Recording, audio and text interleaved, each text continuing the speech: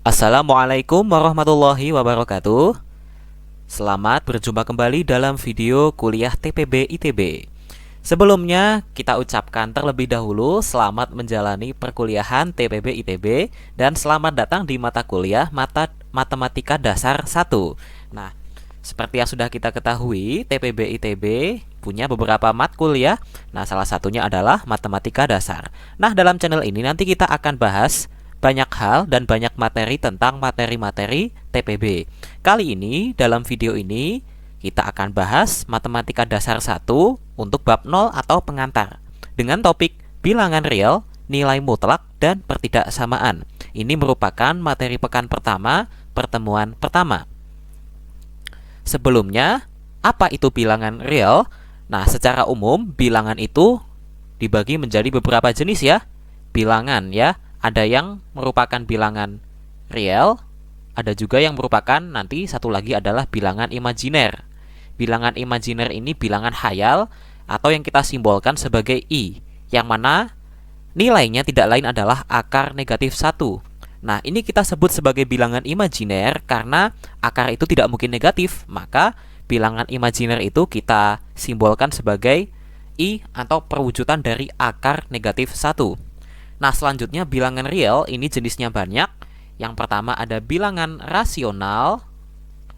Kemudian selanjutnya ada pula bilangan irasional. Nah, bilangan irasional adalah bilangan yang tidak dapat diwujudkan dalam bentuk pecahan. Misalkan kita punya akar 3. Itu nilainya kurang lebih 1,7 sekian sekian sekian. Nah, kalau kita perpanjang desimal dari akar 3 ini, ternyata tidak ada perulangan kawan-kawan ya. Jadi angkanya selalu berganti dan tidak akan pernah berulang. Beda misalnya kalau kita punya angka yang gampang deh ya. Misalkan ada sepertiga. Ini kan perulangannya jelas 0,333, tiganya berulang. Kemudian misalkan lagi kita punya angka berapa ya? Sepertujuh deh ya. Sepertujuh itu 0,1428 sekian sekian. Nah, 1428 sekian-sekian ini nanti akan berulang polanya. Maka dari itu kita sebut sepertiga dan sepertujuh ini sebagai bilangan rasional. Tapi kalau bilangan irasional ini tidak ada perulangan desimalnya. Contoh lain dari bilangan irasional misalnya adalah pi. Kemudian ada lagi misalnya bilangan Euler. Bilangan Euler ini nilainya 2,7 sekian. Sedangkan kalau pi ini kita tahu di SMA sekitar 3,14 sekian dan ketiga-tiganya ini tidak memiliki perulangan desimal. Kemudian bilangan rasional ini nanti bisa dibagi menjadi misalnya bilangan asli. Bilangan asli ini kita sebut sebagai n. Ini nilainya 1, 2, kemudian 3 dan seterusnya. Ada pula bilangan bulat atau z. Ini bedanya dengan bilangan asli. Kalau bilangan bulat ini bisa negatif, bisa positif ya. Jadi minus 3 ini seterusnya sampai ke belakang. Kemudian minus 2, minus 1, 0, 1, 2, 3 dan seterusnya. Ini bilangan bulat. Intinya bilangan bulat itu jelas ya, tidak ada pecahan atau tidak memiliki nilai desimal. Kemudian teman dari bilangan asli itu adalah bilangan bulat ini z. Kalau bilangan cacah ini apa bedanya dengan bilangan asli? Kalau bilangan cacah adalah bilangan asli yang ditambah angka 0 di awalnya ya. Jadi bilangan cacah itu dimulai dari 0. Nah, sekarang ada pertanyaan. Sepertiga, sepertujuh ini tadi masuk yang kemana? Nah, ini merupakan kalau kita ditanya ini masuk kemana? Masuknya ke bilangan rasional. Meskipun pecahan-pecahan ini ya tidak masuk ke tiga golongan ini, tapi bisa kita sebut saja sebagai bilangan rasional. Kenapa? Karena dapat dinyatakan dalam bentuk pecahan. Sebenarnya bilangan asli, bilangan bulat, dan bilangan cacah ini juga bisa dinyatakan dalam bentuk pecahan ya. Misalnya 1 ini kan sama dengan 1/1. Kemudian 2 itu sama dengan 2/1 dan seterusnya. Jadi kalau kita tarik kesimpulan, pecahan-pecahan ini merupakan bilangan rasional ya. Setiap pecahan itu merupakan bilangan rasional, tapi tidak semua bilangan rasional merupakan bilangan asli, bulat, ataupun bilangan cacah. Selanjutnya adalah nilai mutlak. Nilai mutlak ini kita tahu ya dalam SMA ini keluar di kelas 10 ya, berarti sudah Cukup lama nilai mutlak ini. Nah, apabila kita memiliki mutlak X, dia akan bernilai X saat X lebih dari sama dengan 0 dan akan bernilai negatif X apabila X kurang dari 0. Nah, 0 ini didapat dari mana sih? 0 ini kita dapat dari mensama dengan kan yang ada di dalam mutlak ini sama dengan 0. Jadi kalau yang ada di dalam mutlak ini bukan X, misalnya ya, X min 2. Nah, ini pembagiannya. X min 2 kita sama dengan kan 0 dulu. Kita akan dapat boundary atau batasnya adalah X sama dengan 2. Nah, X min 2 mutlak akan bernilai X min 2 ketika X-nya lebih dari sama dengan 2 dan akan bernilai lawannya yaitu negatif X min 2 saat X-nya kurang dari 2. Atau bisa juga kita tulis di sini 2 min X ya. Seperti itu kawan-kawan. Kemudian sifat-sifat nilai mutlak nanti kita akan jabarkan di sini. Kita tulis juga ya pembuktiannya ya. Nah, misalkan kita punya mutlak AB, maka ini sama dengan mutlak A dikali dengan mutlak B. Contohnya gimana tuh? Misalkan kita punya A-nya sama dengan 3, B-nya sama dengan min 5. Mutlak AB berarti sama dengan mutlak 3 dikali min 5 ya, atau sama dengan mutlak min 15. Nah, yang teman-teman harus tahu, setiap output dari bilangan mutlak itu selalu positif. Nah, ini outputnya pasti 15 positif. Sekarang kita tengok A-nya sama dengan 3, berarti A mutlaknya sama dengan 3. Kemudian kalau B-nya sama dengan negatif 5, maka mutlak B-nya menjadi positif 5 kan ya. Nah, ini kalau kita kalikan 3 dikali 5 sama dengan 15. Nah, ini berlaku di secara universal. Selanjutnya, kalau ada perkalian, ada juga pembagian ya. Mutlak A per B sama dengan mutlak A dibagi dengan mutlak B. Nah, pembuktiannya sama. Kemudian selanjutnya ada yang kita sebut sebagai pertidaksamaan atau ketidaksamaan segitiga ya. Nah, ini bunyinya mutlak A plus B kurang dari sama dengan mutlak A plus mutlak B. Kita contohin ya kawan-kawan ya. Misalkan A-nya ini sama dengan negatif 4, kemudian B-nya sama dengan 2. Kita akan dapat mutlak A plus B ini sama dengan mutlak min 4 plus 2. Atau sama dengan mutlak min 2 sama dengan 2. Kita bandingkan dengan mutlak A plus mutlak B ya. Mutlak A plus mutlak B ini sama dengan mutlak min 4 tambah mutlak 2. Ini sama dengan 4 plus 2 sama dengan 6. Loh, ternyata mutlak A plus B atau yang kita gabung ini memiliki kemungkinan hasilnya lebih kecil daripada yang dipisah. Nah, seperti itu kawan-kawan, tapi juga bisa sama dan tidak mungkin lebih. Selanjutnya ini kebalikannya nih teman-teman. Jadi ini sekarang negatif. Mutlak A min B ini sekarang tandanya lebih dari sama dengan mutlak A min mutlak B ya.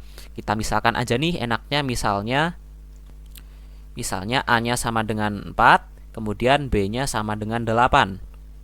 Oke. Maka di sini mutlak A min B nilainya sama dengan mutlak 4 min 8 atau sama dengan mutlak min 4 sama dengan 4. Sekarang kita bandingkan kalau kita memisahnya.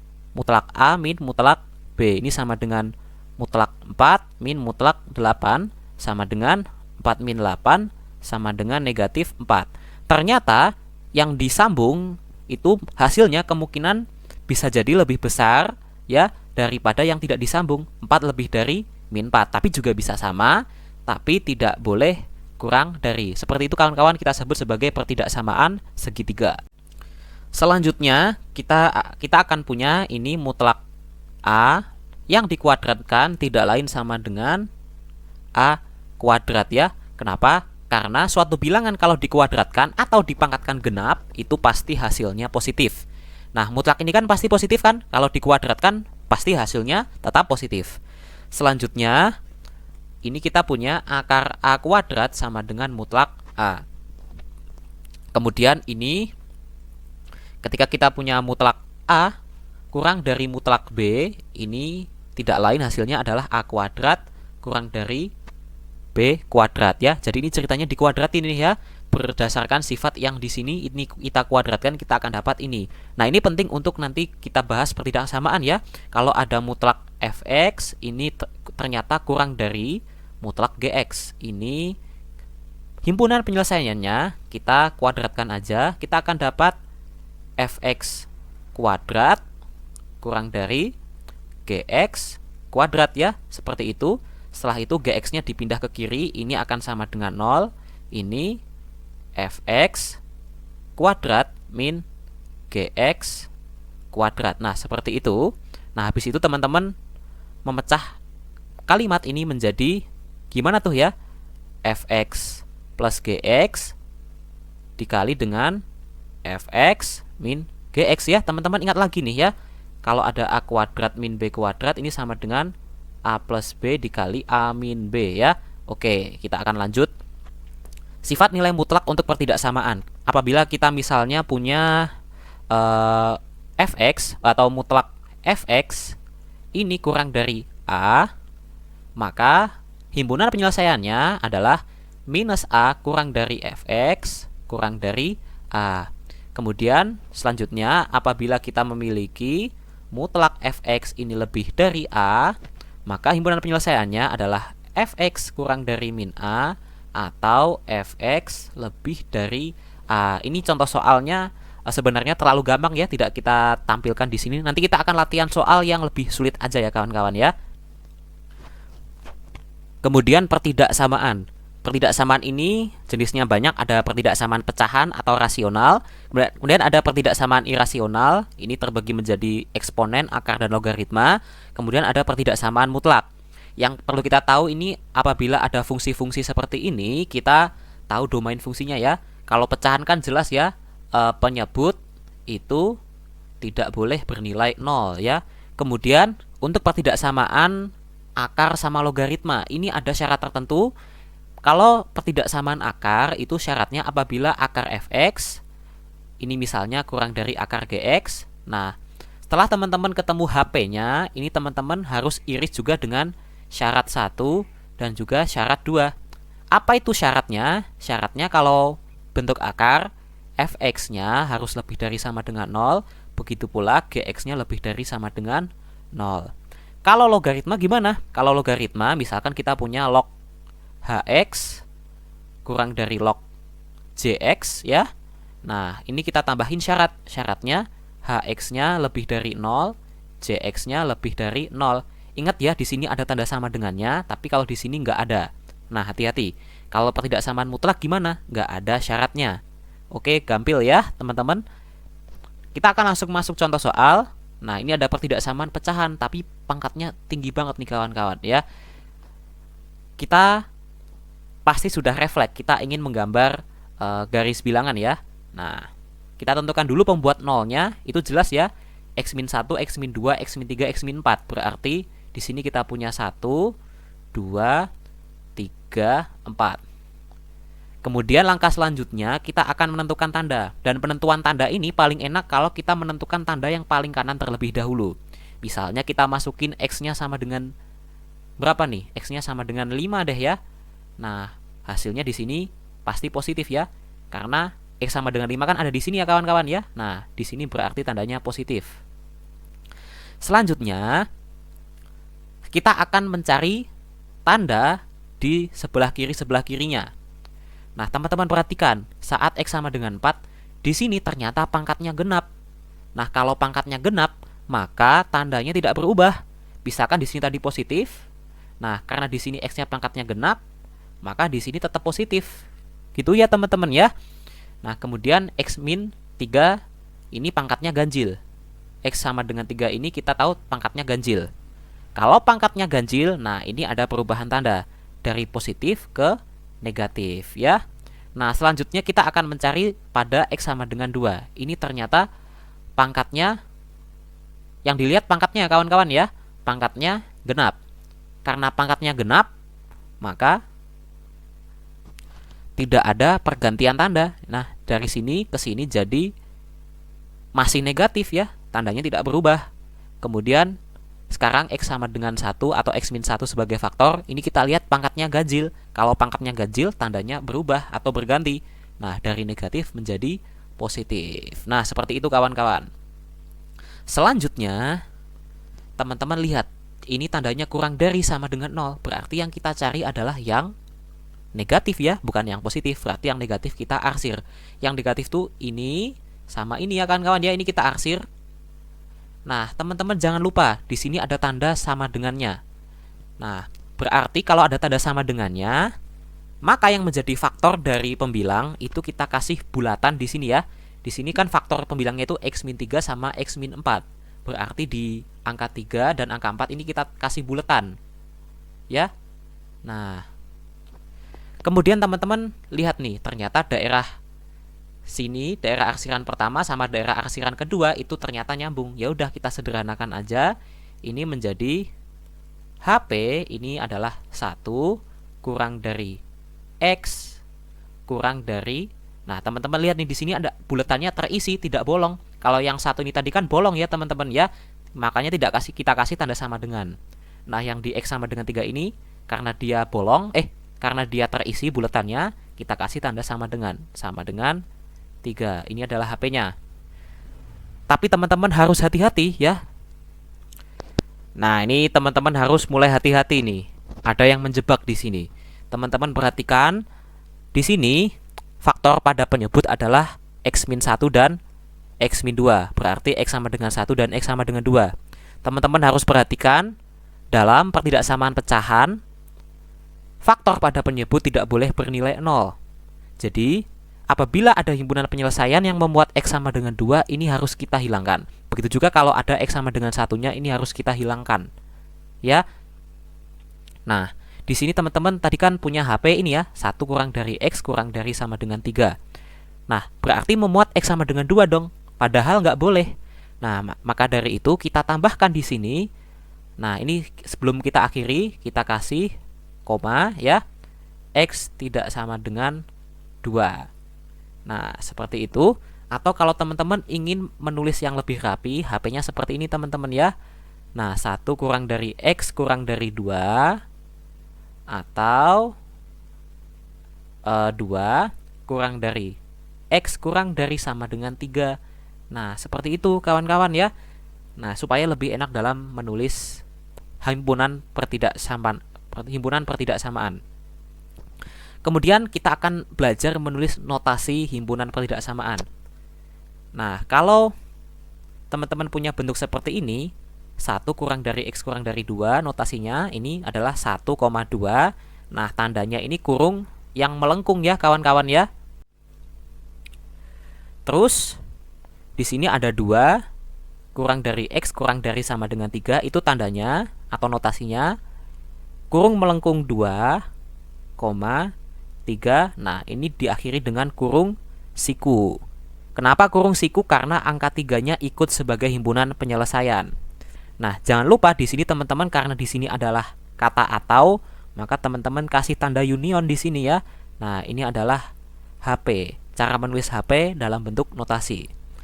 Sekarang pertanyaannya, kalau HP-nya misalnya gini nih, misalkan HP-nya itu X kurang dari min 2 atau X lebih dari 3. Nah, ini penulisannya gimana? Nah, penulisannya ini kurung lengkung, negatif tak hingga, koma min 2, ini kurung melengkung lagi, union, kurung melengkung, 3, tak hingga, kurung melengkung. Ya, jadi teman-teman ini kan batasnya kan ada batas kiri, batas kanan. Nah, kalau yang batasnya tunggal seperti ini, batas kirinya kita tetapkan adalah minus tak hingga. Dan untuk batas kanan yang sebelah sini ya, ini adalah tak hingga. Oke, kita lanjut soal berikutnya. Tentukan himpunan penyelesaian dari ini. Nah, prinsipnya kita tidak boleh, kita lebih mudah untuk menyelesaikan apabila salah satu ruas itu sama dengan 0. Makanya satunya kita pindah ke kiri ya.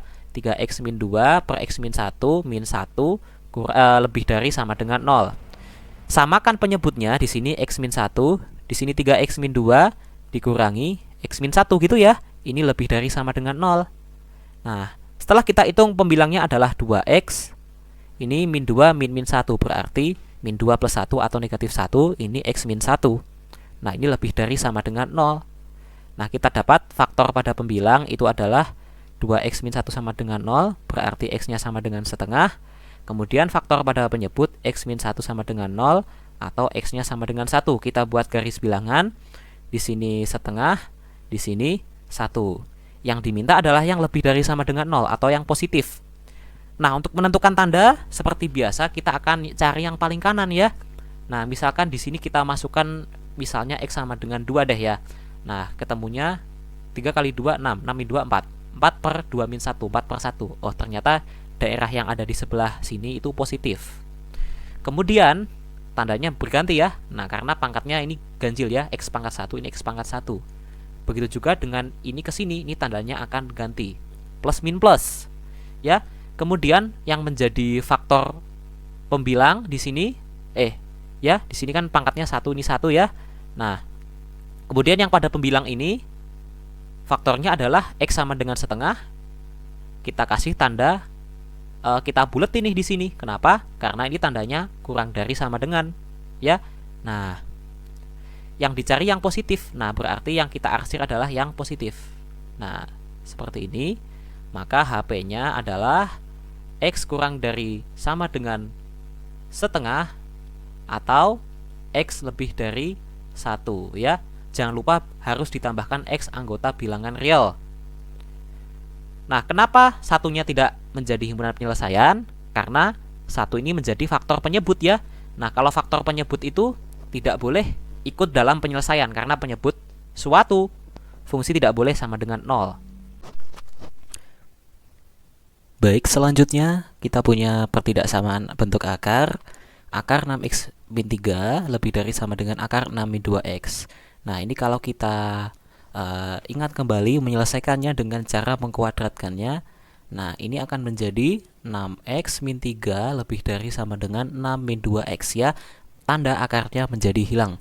Setelah itu kita selesaikan, ini akan menjadi X-nya kita bawa ya seluruhnya ke kiri, ini menjadi 8x. Ini lebih dari sama dengan 6 plus 3 ya. Minus 3-nya kita bawa ke kanan menjadi 9. Maka X-nya lebih dari 9 per 8. Tentu saja ini belum selesai karena kita harus mengirisnya dengan syarat. Apa syaratnya? Nah, kita lihat ya, di sebelah kiri dan sebelah kanan ini adalah akar. Maka syaratnya kita akan iriskan di sini syarat 1. Nah, 6x min 3-nya ini harus lebih dari sama dengan 0. Kita akan dapat 6x lebih dari sama dengan 3. Maka ini kita coret dapat 2, ini kita coret dapat 1. Maka X-nya harus lebih dari sama dengan setengah. Selanjutnya, untuk akar yang sebelah kanan, ini menjadi syarat kedua ya. Nah, syarat kedua ini 6 min 2x lebih dari sama dengan 0. Kita akan dapat min 2x lebih dari sama dengan negatif 6. Maka X-nya, nah ini kita bagi aja kedua ruas dengan negatif 2. Maka tandanya akan berbalik ya. Nah, min 6 bagi min 2 itu adalah 3. Maka kita dapat syarat kedua X kurang dari sama dengan 3. Selanjutnya kita akan iris ya. Karena untuk bentuk akar ini syaratnya ini harus diiris dengan ini dan juga ini. Kita akan cari perpotongannya di mana. Nah, kita tuliskan di sini setengah ya. Ini setengah. Ini kan X lebih dari sama dengan setengah ya, berarti kita arahkan ke kanan. Kemudian ini ada X lebih dari sama dengan 9 per 8. 9 per 8 itu di sini ya. Nah, ini juga lebih dari, berarti tandanya ke kanan. Kemudian untuk syarat kedua, X kurang dari sama dengan 3. 3-nya ada di sini. Nah, maka ini kita arahkan ke kiri. Mana irisannya? Nah, irisannya adalah yang dilalui oleh ketiga garis ini ya.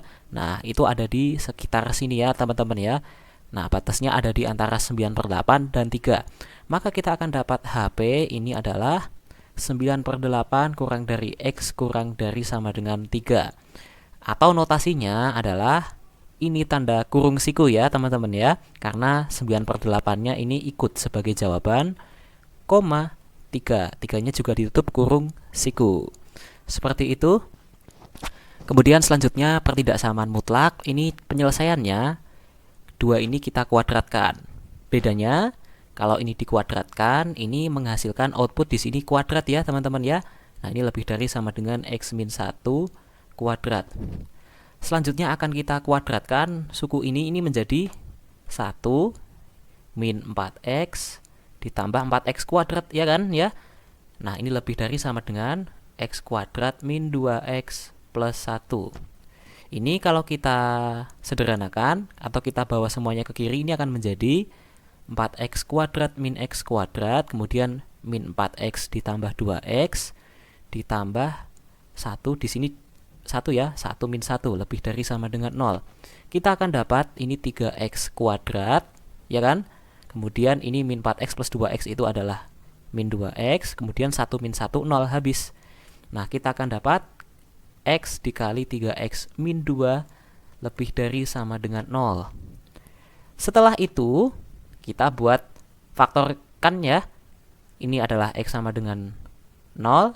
Di sini adalah 3x min 2 sama dengan 0. Atau 3x sama dengan 2. Atau x sama dengan 2/3. Kita akan buat garis bilangan dengan x sama dengan 0 di sini. Serta x sama dengan 2/3 di sini. Kita akan tentukan dulu tandanya teman-teman ya. Di sini plus, di sini minus, di sini plus. Ya, umumnya kalau di sini koefisien x kuadratnya ini positif, umumnya tandanya plus bin plus ya, seperti itu. Sekarang kita akan cari yang positif karena di sini soalnya lebih dari sama dengan 0. Berarti ini kita arsir ke kiri dan di sini kita arsir ke kanan. Di mana ini x sama dengan 0 dan x sama dengan 2/3 ikut ke himpunan penyelesaiannya.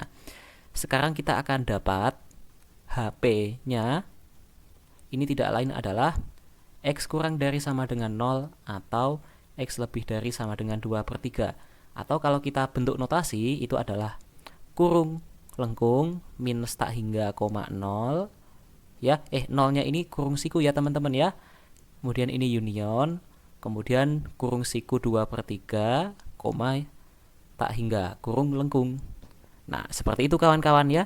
Oke, ini untuk pertemuan pertama, semoga dapat dipahami. Wassalamualaikum warahmatullahi wabarakatuh.